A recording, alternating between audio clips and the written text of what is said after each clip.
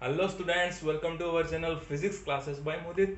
Start करने से पहले प्लीज सब्सक्राइब करें और बेल आइकन को भी प्रेस कर दें ताकि कोई भी अपडेट आप मिस ना करें। अदर वीडियोस देखने के लिए डिस्क्रिप्शन बॉक्स में जाकर लिंक पर क्लिक करें। Thank you. सो स्टूडेंट्स, इस वीडियो में हम डिस्कस करेंगे न्यूक्लियर फिजन को। न्यूक्लियर फिजन की जो शुरुआत है वो हुई थी 1932 में। कब हुई थी? 1932 में। फर्मी नाम के एक साइंटिस्ट थे। इन्होंने क्या किया, न्यूक्लियर रिएक्शन को स्टडी करने के लिए न्यूक्लियस पर अल्फा पार्टिकल, प्रोटॉन और न्यूट्रॉन्स की क्या करवाई, बॉम्बार्डिंग करवाई। उन्होंने क्या देखा कि जब किसी न्यूक्लियस पर न्यूट्रॉन्स की बॉम्बार्डिंग होती है तब जो न्यूट्रॉन्स होते हैं उनके ऊपर किसी भी तरह का कूलाम फोर्स नहीं लगता है। ठीक है, कोई भी रिपल्सिव कूलाम फोर्स नहीं लगता है। ऐसा क्यों होता है? क्योंकि न्यूट्रॉन्स क्या होते हैं, इस नेचर में क्या है, न्यूट्रल पार्टिकल है। न्यूट्रॉन्स पर कोई भी फर्क इफेक्ट नहीं पड़ता है। ठीक है, और न्यूट्रॉन्स क्या करते हैं, उस न्यूक्लियस के अंदर जाकर फिर क्या करते हैं, अदर न्यूक्लियंस के साथ रिएक्ट करते हैं। स्टूडेंट्स, न्यूट्रॉन से यहां पर एक वर्ड आता है थर्मल न्यूट्रॉन्स का।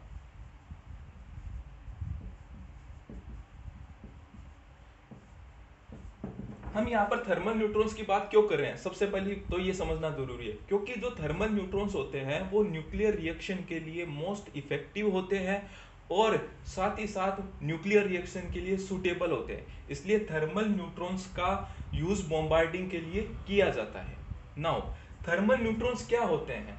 ठीक है, थर्मल न्यूट्रॉन्स वो न्यूट्रॉन होते हैं जो मैटर के साथ थर्मल इक्विलिब्रियम में होते हैं एट रूम टेम्परेचर। यानी रूम टेम्परेचर पर किसी मैटर के साथ थर्मल इक्विलिब्रियम में जो न्यूट्रॉन्स होते हैं उन्हें हम क्या कहते हैं, थर्मल न्यूट्रॉन्स कहते हैं। ठीक है, थर्मल न्यूट्रॉन की काइनेटिक एनर्जी को हम लिखते हैं, kinetic average kinetic energy of thermal neutrons is 3/2 kT। ठीक है, यहाँ पर के क्या है, बोल्ट्जमान कांस्टेंट है, टी क्या है, टेम्परेचर एट रूम टेम्परेचर, जो कि क्या होता है 300 केल्विन। हम कैलकुलेट करते हैं थर्मल न्यूट्रॉन्स की काइनेटिक एनर्जी। तो देखिए 3/2 into Boltzmann constant electron volt पर केल्विन में होता है 8.62 इंटू 10⁻⁻5 इलेक्ट्रॉन वोल्ट पर केल्विन इंटू 300 केल्विन। यहाँ केल्विन से केल्विन कैंसिल हो जाएगा और इसका आंसर आएगा, इसको सोल्व करोगे तो 0.04 electron volt. Students, this is the average kinetic energy of thermal neutrons. ठीक है, नाउ अब बात है 1939 की। दो जर्मन साइंटिस्ट थे। कौन कौन थे? एक थे ओटो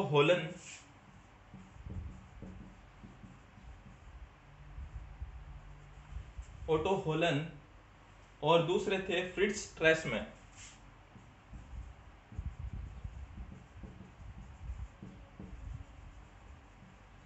इन दो साइंटिस्ट ने क्या किया, जो यूरेनियम होता है उस पर इन थर्मल न्यूट्रॉन्स की बॉम्बार्डिंग करवाई यूरेनियम पर। ठीक है, उन्होंने ये देखा कि बॉम्बार्डिंग करवाने के बाद में उन्हें जो प्रोडक्ट मिला, जो प्रोडक्ट न्यूक्लियस मिला, उस न्यूक्लियस की केमिकल प्रॉपर्टीज जो है वो बेरियम के जैसी मिली। ठीक है, बाद में ये पता चला कि ये इन्होंने जो बॉम्बार्डिंग करवाने के बाद जो डॉटर न्यूक्लियाई मिला था वो एक्चुअली में बेरियम ही था। ठीक है, लेकिन ओटो होलन और फ्रिट्ज स्ट्रेसमैन इस बात का पता नहीं लगा पाए कि यूरेनियम से अगर न्यूट्रॉन्स की बॉम्बार्डिंग करवाई जा रही है तो उसके बाद में हमें बेरियम क्यों मिल रहा है, ये इस बात को समझ में नहीं आया था इनके। ठीक है, इसके बाद में लीस मेटनर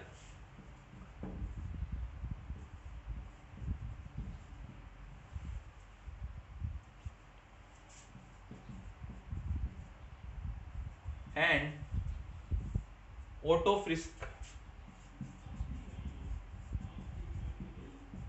इन दो ने क्या बताया, इन दो साइंटिस्ट ने ये बताया कि जब यूरेनियम पर थर्मल न्यूट्रॉन्स की बॉम्बार्डिंग करवाई जाती है तब क्या होता है, यूरेनियम उस न्यूट्रॉन को कैप्चर कर लेता है। ठीक है, और यूरेनियम न्यूट्रॉन को कैप्चर करने के बाद में दो अलग अलग लाइट न्यूक्लियाई में डिवाइड हो जाता है।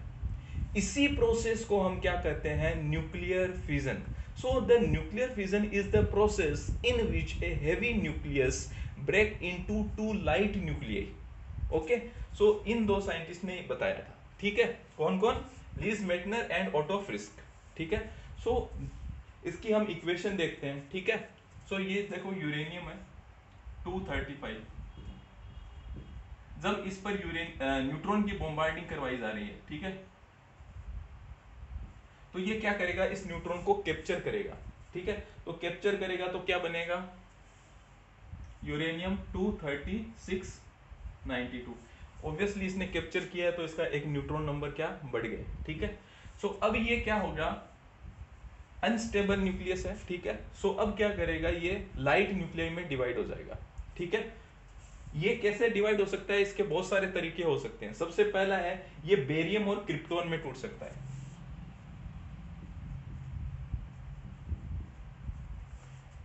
बेरियम 144 एंड क्रिप्टॉन 90, 36 होता है क्रिप्टॉन का और बेरियम का होता है 56, और साथ ही साथ दो न्यूट्रॉन रिलीज होते हैं, ठीक है। इन न्यूट्रॉन के साथ एनर्जी भी रिलीज होती है, ठीक है। एनर्जी को हम लास्ट में कैलकुलेट करेंगे क्यू वैल्यू को। और कैसे टूट सकता है ये टूट सकता है जीनॉन और स्ट्रोंटियम में, जीनॉन 140 प्लस स्ट्रोंटियम 94, इसमें भी क्या होते हैं, दो न्यूट्रॉन रिलीज होते हैं। और किस तरीके से डिवाइड हो सकता है, लैंथेनम और ब्रोमीन,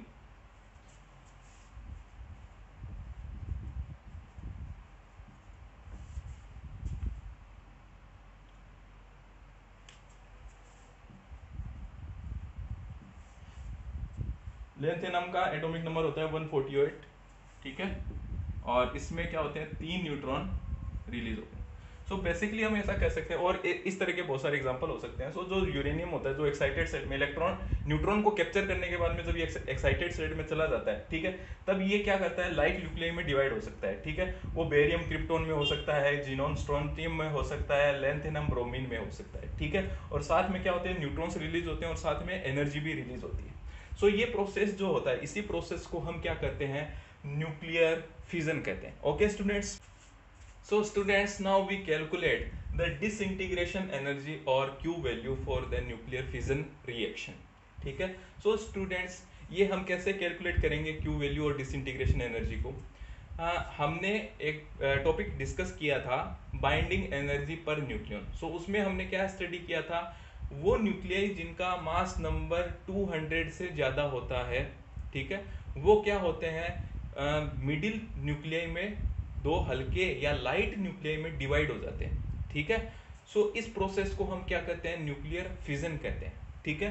सो सबसे पहले हम कैलकुलेट करेंगे बाइंडिंग एनर्जी हैवी न्यूक्लियस की, उसके बाद में हम बाइंडिंग एनर्जी कैलकुलेट करेंगे जो दो न्यूक्लियाई हमें प्रोडक्ट में मिले हैं उनकी, और उन दोनों का डिफरेंस कर देंगे तो हमें पता चल जाएगा कितनी एनर्जी रिलीज हुई है, ठीक है। सो हम एग्जांपल लेते हैं, एक न्यूक्लियस है जिसका मास कितना है 240, ठीक है।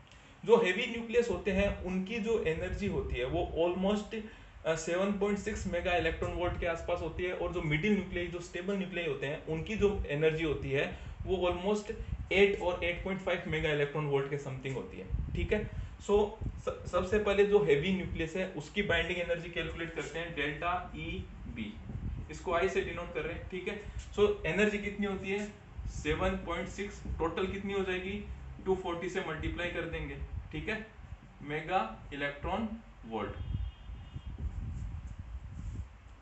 नाउ अब ये जो न्यूक्लियस है जिसका मास 240 है, ये दो प्रोडक्ट न्यूक्लियाई, दो डॉटर न्यूक्लियाई में डिवाइड होगा, ठीक है। सो उनकी बाइंडिंग एनर्जी हम कैलकुलेट करेंगे, उनकी कैसे करेंगे, डेल्टा ई बी, इसको मैं एफ से डिनोट कर रहा हूँ फाइनल के लिए, ठीक है, एफ और फाइनल, ठीक है। सो 8.5, बिकॉज जो मिडिल न्यूक्लियाई में डिवाइड होगा, मिडिल न्यूक्लियाई की जो एवरेज एनर्जी होती है वो कितनी होती है 8.5 मेगा इलेक्ट्रॉन वोल्ट के समथिंग होती है, ठीक है। अब दो न्यूक्लियाई बनेंगे तो इसको किससे मल्टीप्लाई करेंगे 2 से, ओके। और जो मास है वो भी क्या हो जाएगा, डिवाइड हो जाएगा हाफ में। सो मास क्या आएगा 240/2 मेगा इलेक्ट्रॉन वोल्ट। सो इसको सोल्व करेंगे तो क्या आएगा 8.5 240 मेगा इलेक्ट्रॉन वोल्ट। सो अब हम कैलकुलेट करते हैं एनर्जी रिलीज। सो एनर्जी कितनी रिलीज होगी, delta E B is equal to delta E B F minus delta E B I. तो इसको डिफरेंस कर देंगे, क्या आएगा 8.5 into 240 minus 7.6 into 240 mega electron volt. So इसको डिफरेंस करेंगे तो कितना आएगा आंसर, ये आंसर आएगा 2168.5 माइनस 7.6, 240 कॉमन आ रहा है, इसको सोल्व करेंगे तो आंसर आएगा 216 मेगा इलेक्ट्रॉन वोल्ट। सो इसको हम कह सकते हैं ऑलमोस्ट 200 राउंड अप में।